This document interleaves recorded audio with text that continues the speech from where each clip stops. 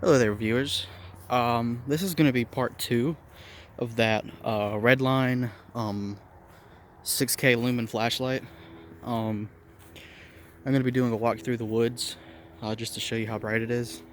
Right now we're just coming up on the entrance, but right now I got it on low, the lowest setting at the moment. And when we get in here, we're going to put it on full blast. But actually, I don't know if you can see that. The camera probably is not going to pick it up. Oh, there we go. You can probably see the light out there. Let's turn it on full blast. There we go. That's on full blast. Absolutely bright. You can see all the way up there on the trees. You can see the power lines right here that run through. You can see the power pole all the way down there. And the other buildings. That is bright. You can see the dust floating in the air. It's crazy. Let's turn it back on low for a moment.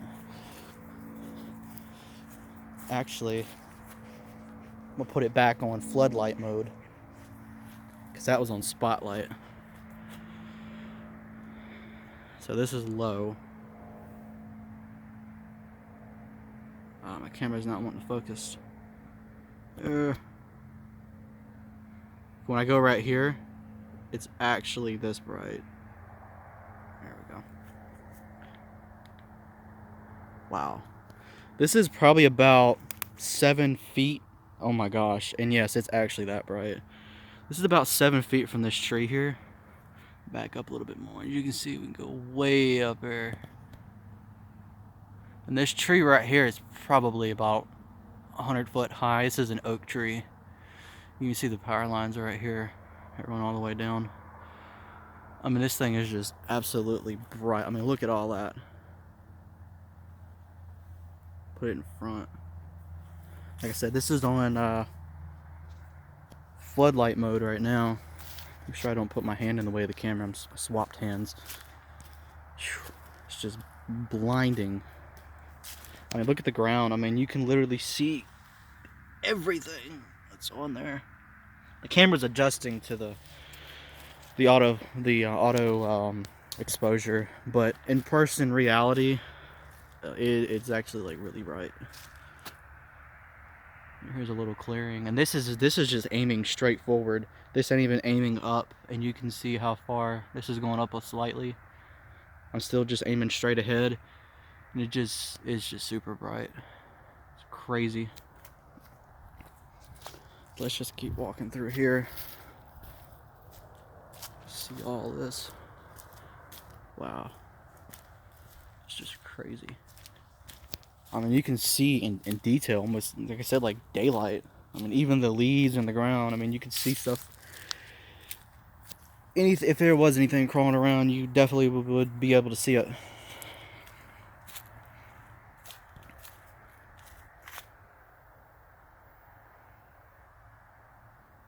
I was back here the other night testing it out, and I found some owls. They were back here. They were like way up in the tree, but I could still see them with this light.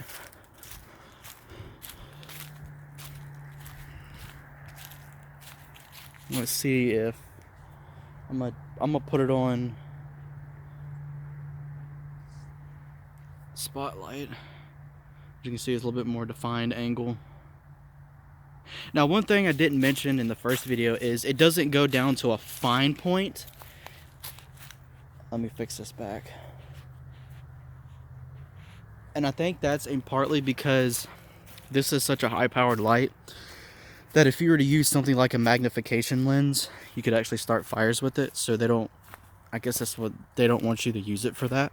But I mean, you could technically just get a magnifying lens, but I assume that's why it doesn't go to a very fine point or like a smaller beam, because it would get too hot. And of course, if you're not paying attention, this came from a hunting store or outdoorsman, so you know, in that case, you really don't want to accidentally start a fire.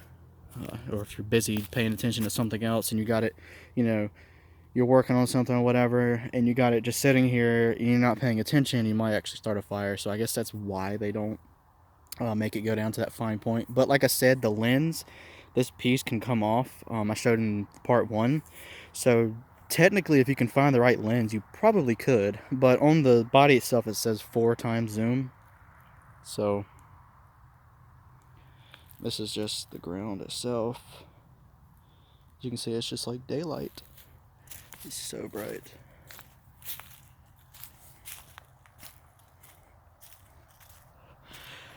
And while we're at it, I'll go ahead and point out, this video, both of these videos aren't sponsored. This is just, I spent my own money on this flashlight just to see how good it was, and I'm actually kind of impressed.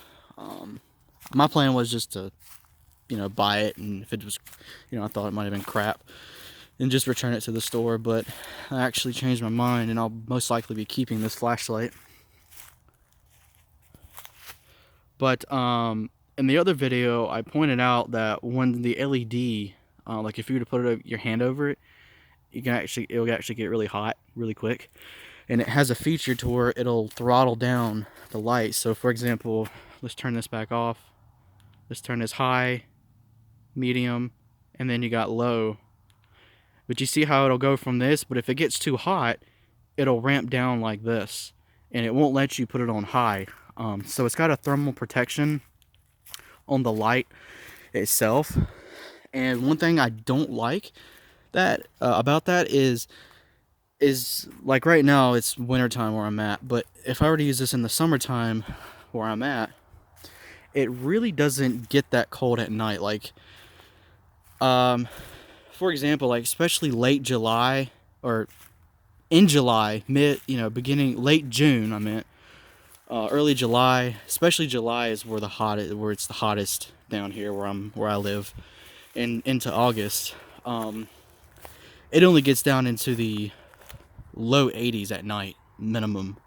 Plus you got humidity with it as well. Here's my dog.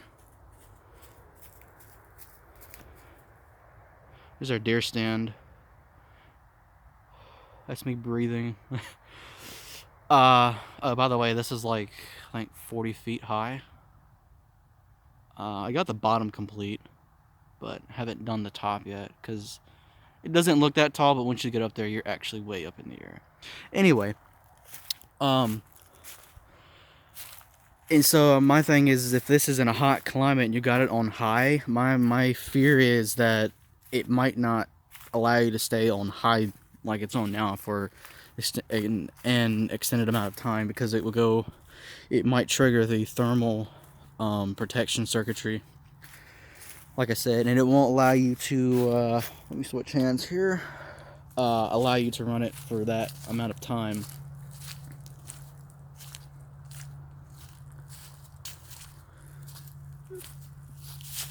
This is just absolutely bright. Crazy.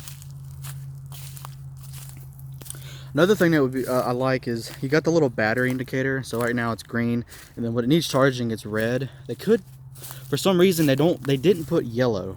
I'm not sure why. I don't know if it's just because cost effectiveness, but I'm pretty sure the type of chip they use in this, the little microcontroller, is mass produced. So, and the flashlight's made in China, so I'm pretty sure they got, like I said, it's used from a mass imported part or whatever they're using in this to control the lighting functions and stuff like that.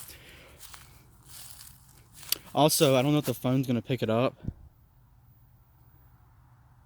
I don't know if the microphone, if you can hear that, but you do hear like a high pitch squealing from the driver in here. So I'm assuming it's using a pulse width modulator driver, or pulse width modulation, however you want to pronounce that, or in other words, a PWM controller to control the on and off time.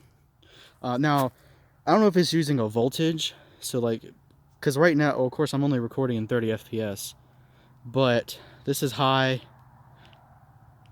this is medium, and this is low, but it doesn't appear to flicker on camera at all.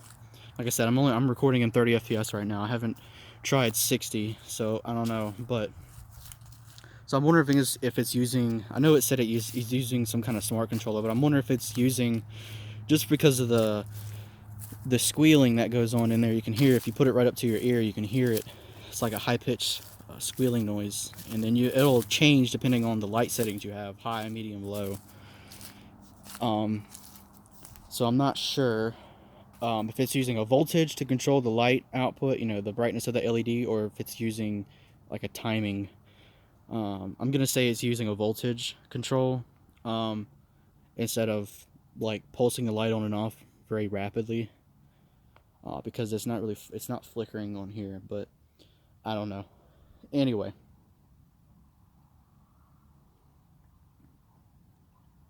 this light right now is actually pretty warm. It's, I don't know, it's kind of hot, but it's not too hot.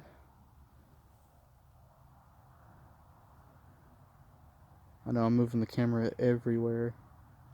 Okay, there it goes. You see it just went dim. It apparently it throttled down because of thermal overload. So it is actually hot. I was wrong. I don't know, my hands are like freezing right now for some reason. Yeah, so like it just did there. I also think that's to protect the circuitry inside, so you don't burn out the MOSFET that's in there. Like I said, I don't know the wattage of this LED, but since it's like in an enclosed case and there's no like, the only ventilation is the heat sinks that's engraved on the outside of the case. And it's not like a fan cooled where there's you know, consistent air flowing through. It'll throttle down like you just saw. Now it still is bright, but it looks like it drops about 1,000 lumens of intensity. And so it just goes off high, and you see it just drop down again. Now I can still, I think I can, nope. No. So when it does that, you can't use medium or low. So it locks out on you until you turn it off, or it cools, till you cool it back down.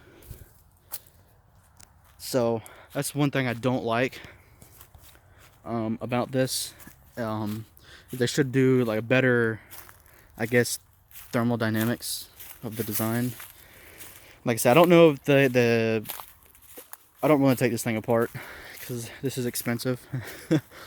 But I don't know if they have like the MOSFETs inside, if they're like connected to the chassis of where you hold it at, because you see this top head here, this is where the light sets down in, so that's supposed to disperse the heat as well as the other piece. But since it slides up and down for the angle adjustment, it's not really making good contact, so it just kind of transfers through the air and then through the heat sink, and then, you know, that's it.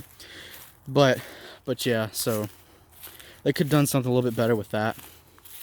But also I think the reason why it doesn't allow you to run it is at full blast for an extended amount of time is because of the 3 batteries. Also didn't mention in the first video I just showed the batteries, but I think I mentioned it, but it uses two 26 650 size lithium cells, and it was 2 together for a total of 7.4 volts, I think, at 5,000 milliamp hours or 5 amp hours total. But you could probably get, I was looking online, and you can get higher powered ones. Like they got these, they also use the same style in like your bigger, for people, you know, who use the vapes and stuff. Because when you look up the battery, it says for vapes, like for e-cigarettes and stuff. But you could, you know, but these flashlights, you know, specific ones that you order will also use the standard 18650. That's the most common one. But for bigger, beefier, high-powered devices, they'll use the 26 650 size. So, like I said, it's still bright, even though it's on thermal throttle right now. But I think it's also, like I said, it's designed to protect the circuitry so you don't burn out the MOSFET, because you're probably pushing a lot of current. I would say this LED is, I want to say it's about 80 watts or so, something like that. And also, I don't know if it's using a step-up module So like, I don't know, because like I said, the battery is 7.4 volts. So I don't know if this is a, you know, 6-volt LED, a 12-volt LED, a 24, or like if you go on eBay, you'll find the 100-watt LEDs. Those run on 36 volts. So I don't know if it's using a DC to DC buck regulator, which is why you hear that little high frequency squeal, or what's going on with that. Like I said, I don't know, and I don't want to take this apart really, but just some ideas of how this thing runs. But like I said, it's still pretty bright. Now what would be nice, like I said, is if they add a yellow LED, just to let you know, like for a specific range, you know, it could give you a code. Like green means, you know, full charge, and then down to like 80% or 70. Yellow would be like 70% to what, 49, 41%, and then like red would be like 30% or less of battery left, you know, instead of just being green and red. Or they could, this flashlight's big enough, they could do like how you have the e-cigarettes, have like a little mini LCD screen and have a microcontroller in there, and it could tell you like the battery voltage and the actual internal temperature, like of the light bulb itself, and also the battery compartment. And it can also let you know how much, you know, you can adjust the power of increments of 1, so like from 1% to 100% power. And you just have like a little up and down button, plus and minus, and then you'd use the big button here to turn it on or press enter, something like that. And it would also tell you the current, you know, of the amps of, you know, how much is pushing through the light, stuff like that. I don't know, just to make it look a little bit cooler. But yeah, so it's actually fairly bright. Like I said, my camera, I'm using a cell phone camera here. I'm using a Samsung.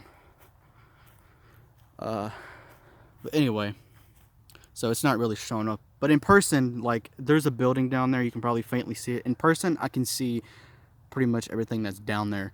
But like I said, the auto exposure on this phone is kind of being annoying at the moment. But other than that, even these trees, you can faintly see them, but in real life, in person, like for me, I can actually see them clear. I can clearly see them.